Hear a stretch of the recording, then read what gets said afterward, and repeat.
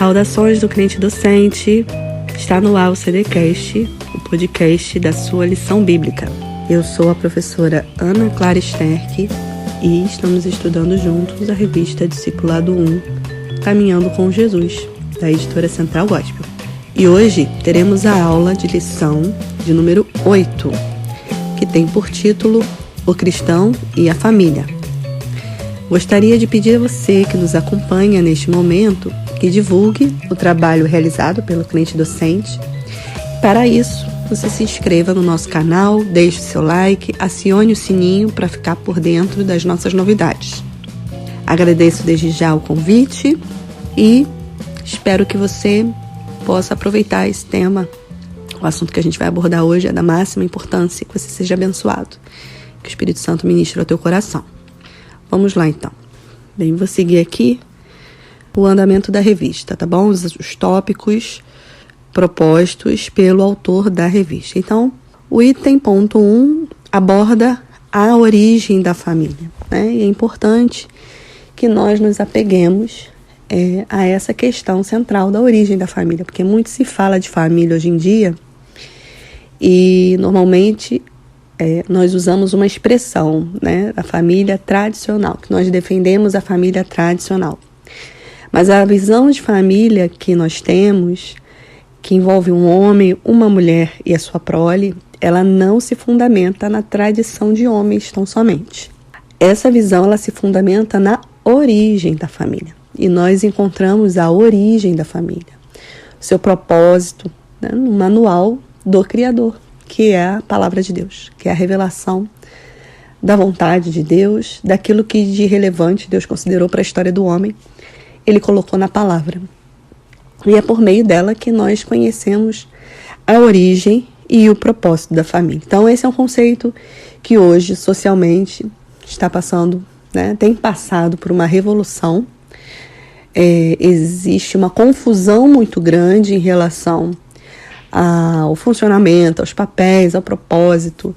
Tanta coisa hoje é família e, ao mesmo tempo, quando tudo é família, também nada também é família, né? Então, nós, enquanto servos de Deus, não temos motivo para reproduzirmos a confusão da sociedade, porque nós temos a revelação da vontade de Deus expressa nas Escrituras e nós temos a pessoa do Espírito Santo que ilumina a nossa mente, o nosso coração e nos conduz a toda a verdade, né? Nos conduz ao entendimento pleno da palavra de Deus. E nós temos a igreja como um instrumento facilitador desse entendimento, né? Como instrumento realizador desse ensino, né? A gente toma as escrituras e orienta a respeito da vontade de Deus. E o assunto de hoje, então, é família. Então, isso é muito importante a gente ter em mente que nós temos uma visão que não é tradicional. É uma visão que tem por foco a origem da família. E a origem da família, né, a família original, ela foi desenhada por Deus, né? Então, no item 1.1, fala sobre a primeira família criada por Deus. Então, a primeira família foi criada ali no Jardim do Éden, no ambiente perfeito, né? Então, o projeto original de Deus para a família começa com Adão e Eva, o primeiro casal da humanidade. Depois de formar a mulher da costela que tomou de Adão, o Senhor faz Eva e a leva até o seu futuro esposo. Então, Adão declara, está lá em Gênesis 2:23. Esta agora é osso dos meus ossos e carne da minha carne, e esta será chamada varoa, porquanto do varão foi formada. E logo no versículo seguinte, né, Gênesis 2:24, a Bíblia registra: portanto, deixará o varão o seu pai e a sua mãe, e apegar-se-á à sua mulher, e serão ambos uma carne.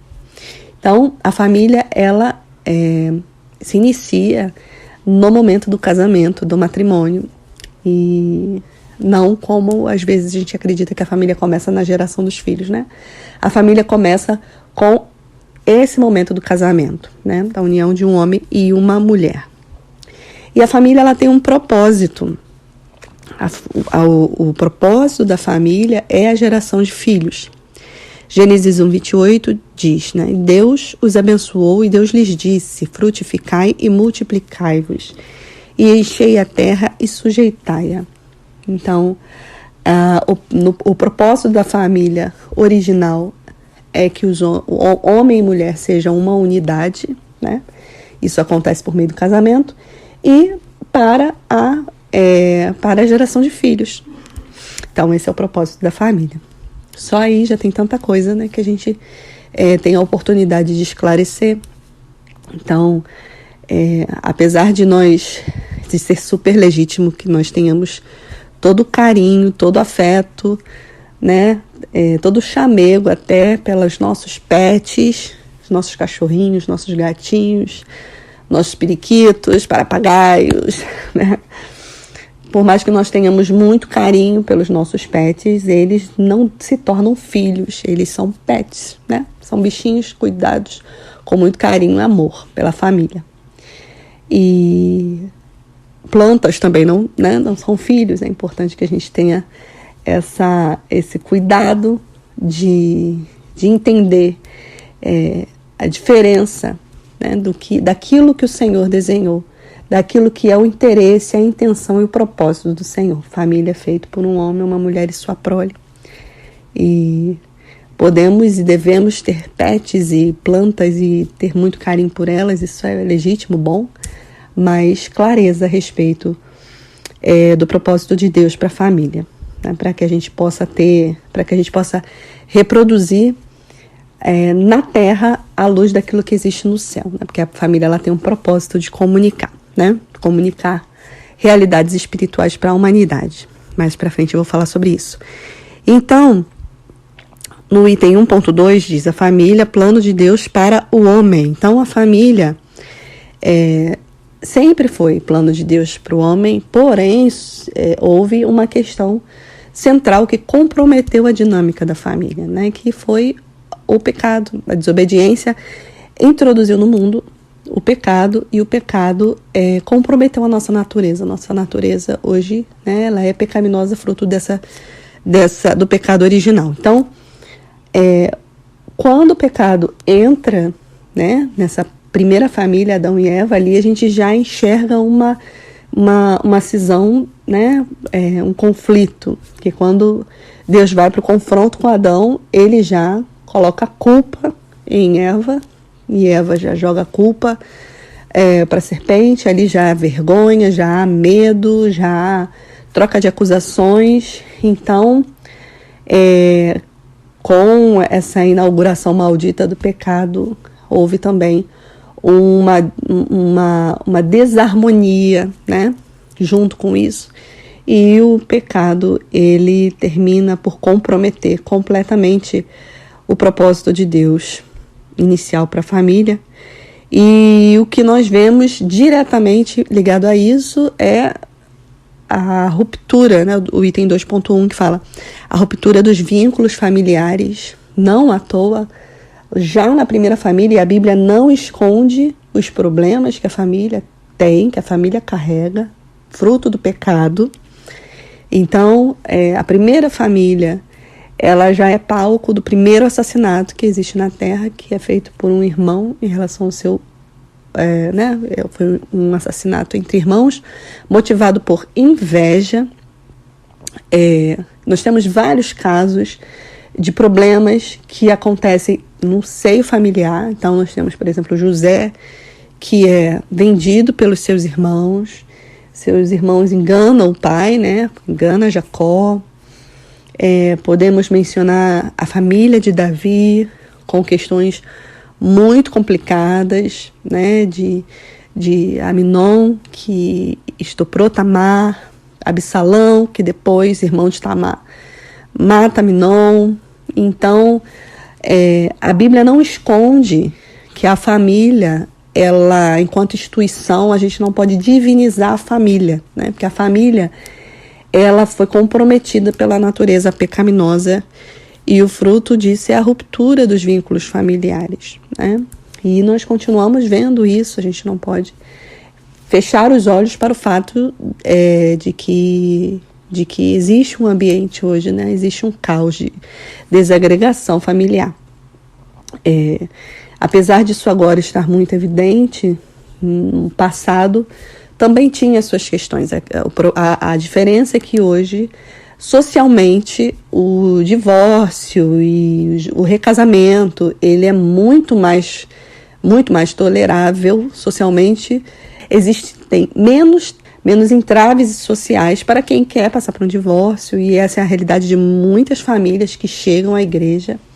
Mas é importante que a gente tenha consciência daquilo que é o plano e ideal do Senhor, até para que a gente possa reconstruir uma história daqui para frente, em obediência a Deus. É importante que a gente tenha consciência dos princípios, não para gerar culpa ou remorso, mas para que gere consciência, né? Consciência e clareza, para que haja luz entre aquilo que é o certo e aquilo que é o propósito de Deus e aquilo que não é, né? Então, no item ponto 3, vem o assunto, propósito de Deus para a família. Então, Deus cria a família com um objetivo bom, e esse bom objetivo, né, de promover um ambiente que atenda às necessidades emocionais, às necessidades afetivas, humanas, as necessidades existenciais do ser humano, né, como suprir a necessidade de afeto, suprir a necessidade de pertencimento a um grupo. A educação socioemocional do indivíduo também acontece no seio familiar.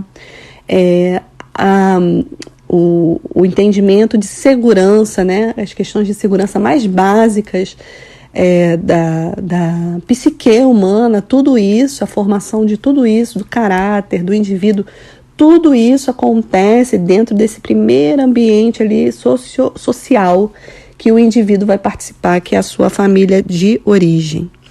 Então, o propósito de Deus sempre é bom, mas nós temos essa questão da natureza pecaminosa, mas encontramos em Cristo a cura para as famílias. Quando Deus faz uma promessa para Abraão, ele diz para Abraão, né?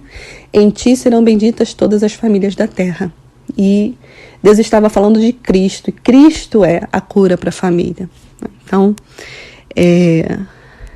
é objetivo de Deus, é objetivo do Senhor Jesus levar cura para as famílias, por meio da pessoa de Jesus Cristo, né? E uma forma disso acontecer é por meio do perdão, né? Por meio do amor sacrificial, onde nós aprendemos principalmente com a pessoa de Jesus Cristo, né? Porque são essa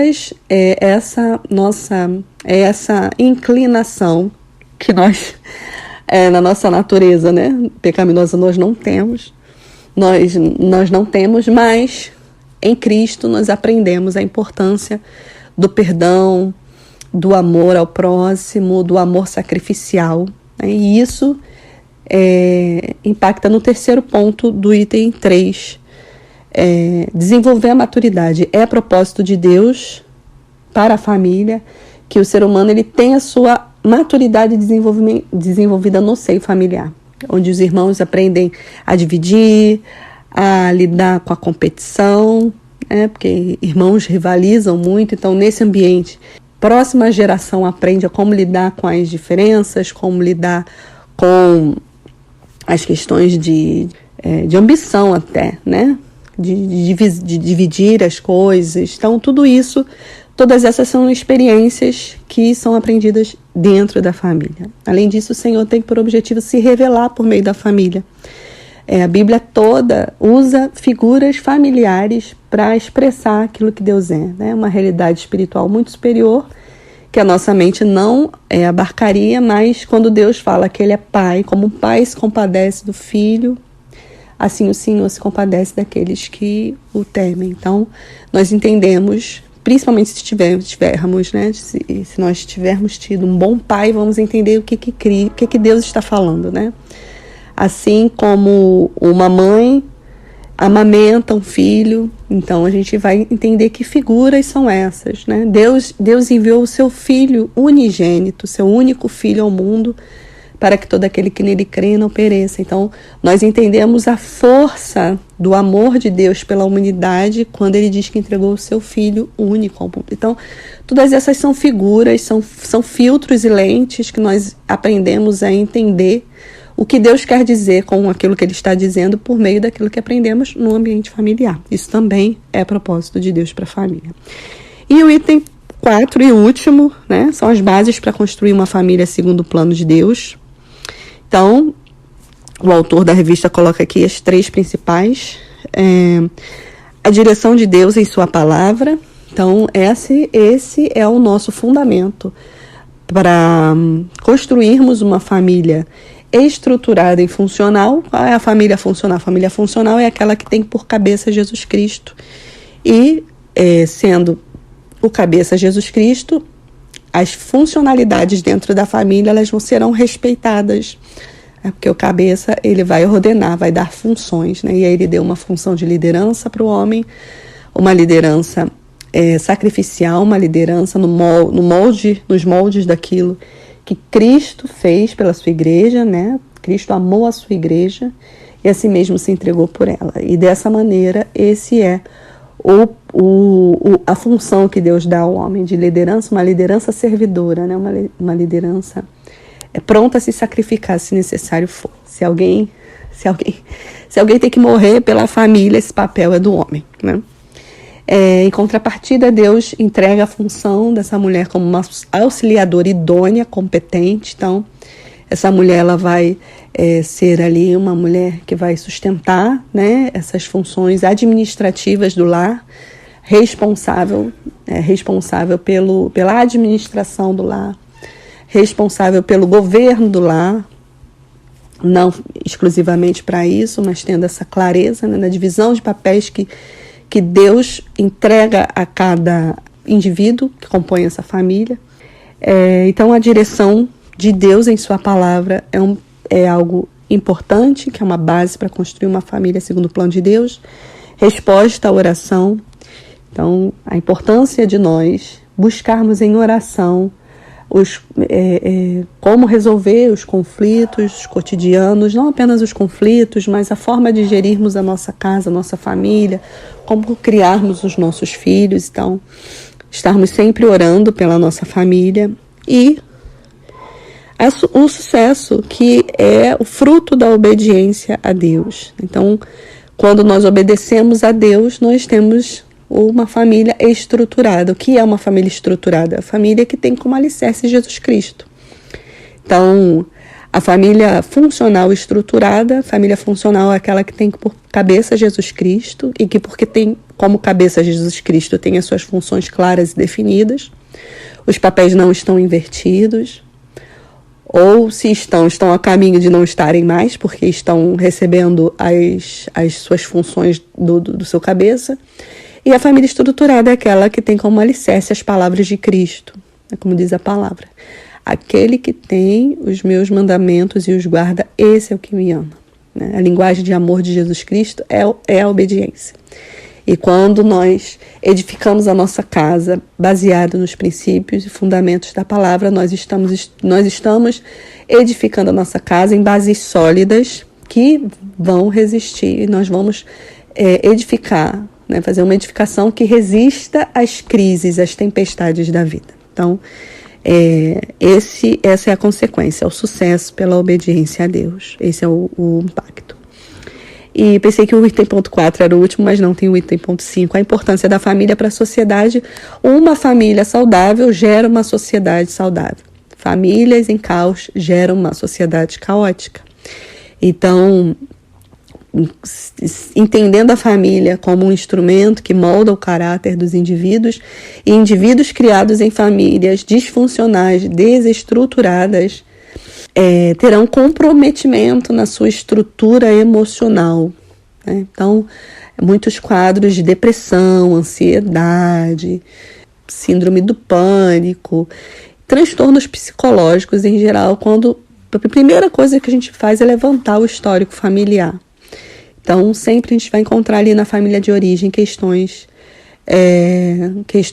que tornaram esse indivíduo vulnerável emocionalmente. Então, A família molda o caráter dos indivíduos, a família ela molda a saúde emocional dos indivíduos. Nada é maior influência na saúde emocional das crianças, né? Não existe um fator maior de saúde emocional do que a qualidade do casamento dos pais. Então, se o casamento dos pais vai mal, a saúde emocional dos filhos dificilmente vai estar bem. Então é muito importante, né? Uma família estruturada e funcional. A falta de modelos a serem seguidos também é um complicador quando a família não vai bem, né? E por isso nós, como cristãos, não temos famílias perfeitas, somos muito conscientes disso, mas temos a responsabilidade de sermos sal e luz nessa sociedade e de buscar respostas para nossas famílias, para que, em obediência a Deus e sendo orientados pelo Espírito Santo, tenhamos famílias que sejam uma boa inspiração, né? Bons modelos, bons exemplos de que família dá certo sim, casamento dá certo sim, que é possível, esse arranjo que Deus criou. Ele não é um submarino feito para afundar. Ele é uma arca, né? Uma arca que muitas vezes nos salva, assim como a família de Noé foi colocada ali dentro da arca protegida, né? Que a nossa família possa ser também esse ambiente de segurança em meio ao caos e que possa refletir a luz da revelação bíblica, da beleza daquilo que Deus criou. Então é isso. Concluindo, caminhando então para a conclusão, a família foi planejada por Deus para ser a base da sociedade. É no seio dela que o Senhor supre as nossas necessidades enquanto indivíduos. Então, por esse motivo, a família estruturada em Deus e salva por Cristo é emocionalmente estável e tem poder, por intermédio do Espírito Santo, para testemunhar o Evangelho a todas as pessoas. Que nós possamos ser famílias que em Deus encontre caminho e resposta para aquilo que a sociedade está buscando. Porque o Senhor tem propósito e família é plano do Senhor. Então, espero que esse conteúdo tenha sido bênção para você. Agradeço você que permaneceu conosco até aqui, a conclusão dessa aula. Te convido a seguir o Crente Docente no Instagram, né, @crentedocente. No Facebook, pelo endereço facebook.com/Crente Docente. Te convidar também a ativar as notificações no canal do Crente Docente no YouTube. E te convidar para estar conosco na próxima aula, tá bom? Um grande abraço, fica com Deus, até a próxima. Tchau, tchau.